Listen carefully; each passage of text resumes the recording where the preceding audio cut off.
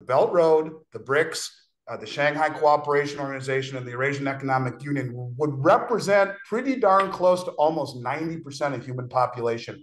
And this, to me, is the biggest piece that you take away, is that they are becoming coalesced. And little by little by little by little, it's called, the theory is called logarithmic decay.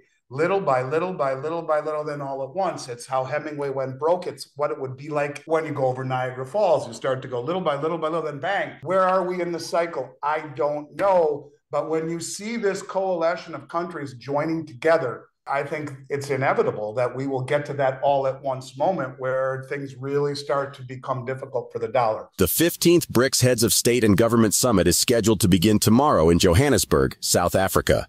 During the 3-day summit, heads of the 5 member states of Brazil, Russia, India, China, and South Africa will discuss a plethora of key issues and likely focus on the expansion of the bloc and de-dollarization efforts.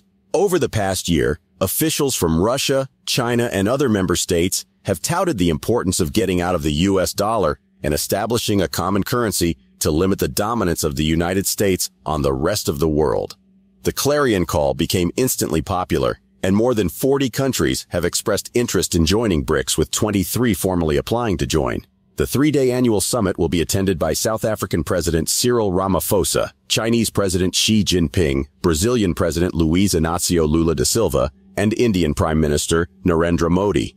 As a result of the arrest warrant issued by the International Criminal Court against Russian President Vladimir Putin, he will not be attending in person, but will participate virtually.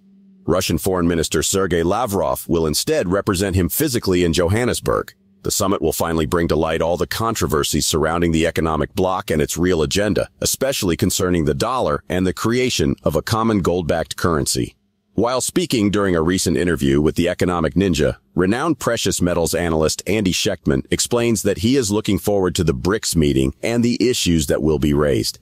But what the Miles Franklin president is most excited about is the number of resource-rich countries that have shown interest in joining the BRICS alliance or even formally applied to join. Andy notes that with all of these countries showing so much interest in escaping the tyranny of the West, there are clear signs that the United States' reign might not last for much longer.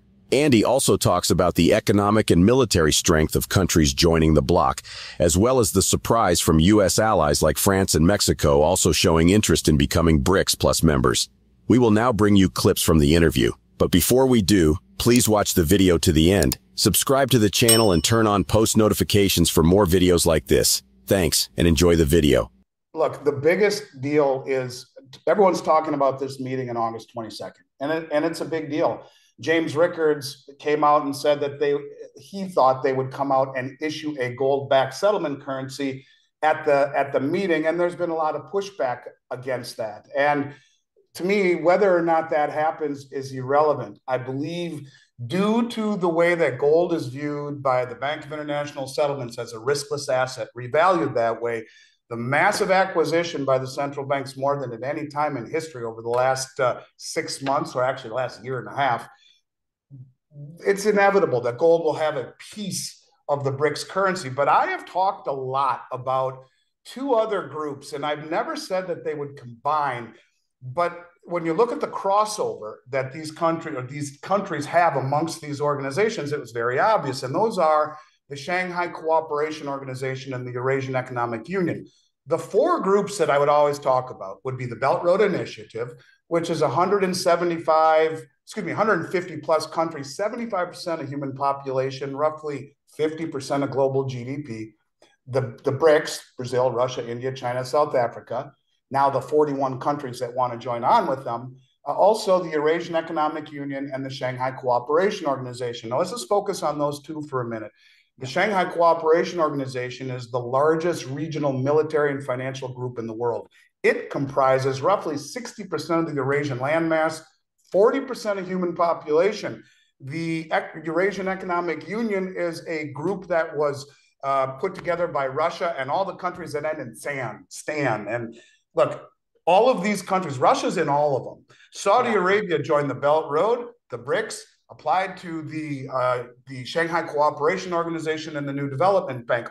All of these countries have some form of symbiotic tie to the other organizations. And It's interesting. James Rickards, at the other day when we were together having a drink talking about this, said to me that they are going to join the BRICS at the August 22nd meeting. And I said, it's interesting you say that, James, because when you Google how many countries want to join BRICS or have applied to BRICS, you keep seeing articles that say 41.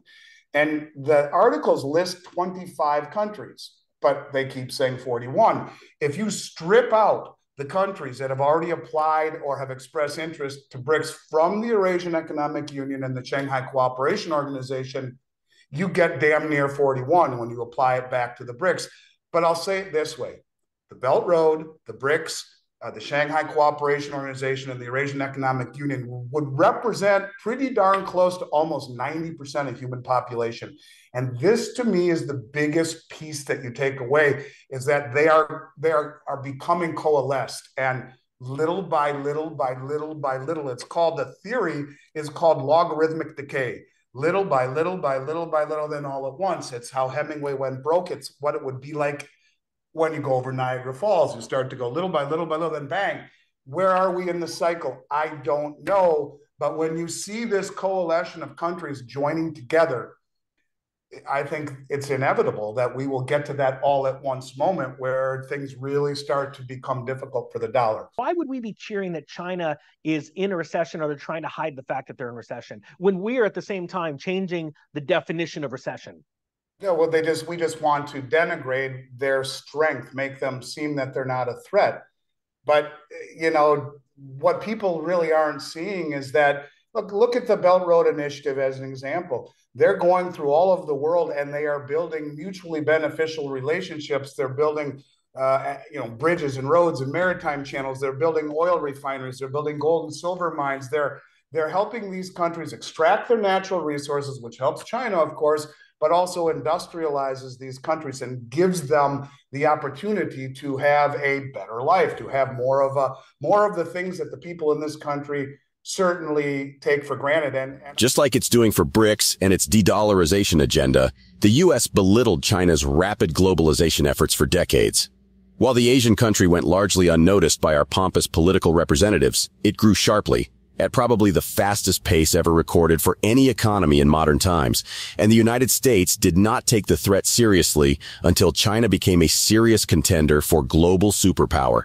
Depending on who you ask, many experts already believe that we are in a multipolar world, and economies like China and Germany are just as important to the world as the United States economy. According to Andy, a similar thing is happening with the BRICS countries and their many allies. He predicts that U.S. officials like Treasury Secretary Janet Yellen will continue to downplay the risks until it's right in our faces. He also discusses China's growing influence and France's interest in being involved in BRICS activities. And I will say one other thing, too, as far as what China is doing that really gets no attention here. They're the adult in the room. They've brokered peace contracts between Iran and Saudi Arabia, where they're building embassies in each other's countries after hating each other for centuries. The first ever railway was brokered by China between Iran and Iraq. And how about this one? How about when you look at the new BRICS naval alliance, Iran, Iraq, Saudi Arabia, Oman, Qatar, India? You have countries that have never liked each other. And pardon me? It could rival NATO. Yeah, but that's eventually the point.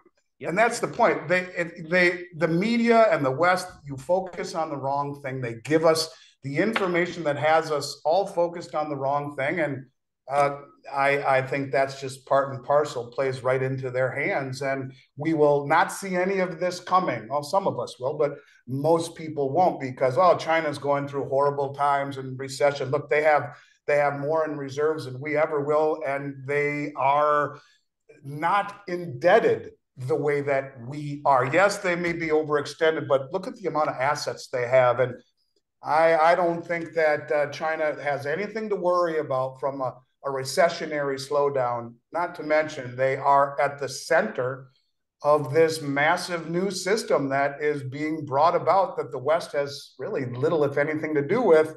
So much so, like you said, where Macron has asked to go to this meeting in Johannesburg and was turned down. This is going to be very soon, every man for themselves. And I think more and more people are going to want to be on the side of that winning team rather than on the Western indebted fiat system, which seems to be coming to a crossroads. What do you think will be the fallout if France officially is allowed to apply for BRICS? I mean, I'm surprised there hasn't been more fallout or more publicity about the fact that he signed, when he went there and met with Xi Jinping, he signed a 51-point agreement ranging from 5G to military engagement.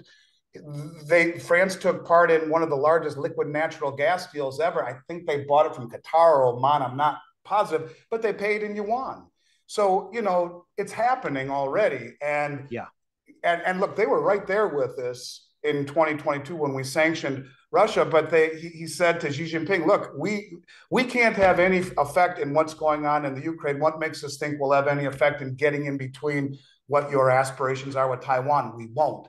And so you are seeing countries break ranks. It's, the old Irish goodbye. You turn around and they're gone. Well, look at Mexico applying to BRICS. And a lot of our allies, Turkey and the United Arab Emirates and countries that are Western friendly are now choosing sides. And so I think if France and other European countries were to, and I think there will be Eastern European countries that do. There are a lot of these Eastern European countries that trade in the euro, but do not have the euro as their currency. They have their own independent currencies. And I think if push comes to shove, they will make this move. There's safety in numbers. And Macron is the only one who's had the courage to step out and even make an overture in the G7 alliance. I think if it happened, look, you got Jim Willey saying Japan's going to do it, and maybe Australia. So if one happens, and now you see 2 and 3 and 4, I mean, this is that point where little by little, then all at once, people have to make their decision or take sides. If France were to formally have been admitted to the meeting in Johannesburg and express interest in applying, it would send major shockwaves through the system. But here again, I don't think it would surprise you or I or the people that have been watching you for a long time. It would surprise everyone else. And the media would frame it that way, betrayal, and how is this happening? The bloc's expansion is most likely the main topic to be discussed during the 2023 BRICS summit. According to reports, the 5 member states are still divided about how new members will change the group's dynamics. China, seeking to grow much stronger to ensure it wins its geopolitical and trade tussle with the United States, wants more members, same as Russia, which is hoping to overcome its diplomatic isolation brought on by its invasion of Ukraine. South Africa is also reportedly open to new members, but India is undecided and Brazil is skeptical. According to reports, Brazilian government representatives are concerned that the bloc risks losing stature if it lets in new members. As reported by Reuters, a Brazilian official pleading anonymity said, an expansion could transform the bloc into something else. Brazil's position has been concerned with the cohesion of the group and preservation of our space in a group of important countries. The BRICS nations will also be discussing how to boost local currency fundraising and lending with the new development bank, popularly known as the BRICS banks. The idea is to use local currencies to de-risk the impact of foreign exchange fluctuations, according to statements from a South African official. The bank is also on an expansionary mission. Bangladesh, the United Arab Emirates, and Egypt joined in 2021. Uruguay is completing the process, while Algeria, Honduras, Zimbabwe, and Saudi Arabia have expressed interest in joining. Do you think the BRICS alliance is the next big thing, one that will take the world from unipolarity to multipolarity? What role do you think gold, silver, and other precious metals will have in the transition? Let us know what you think in the comments section below. If you're yet to do so, also ensure you smash the like button, subscribe to the channel, and turn on post notifications for more videos on gold, silver, and copper. Thanks for watching.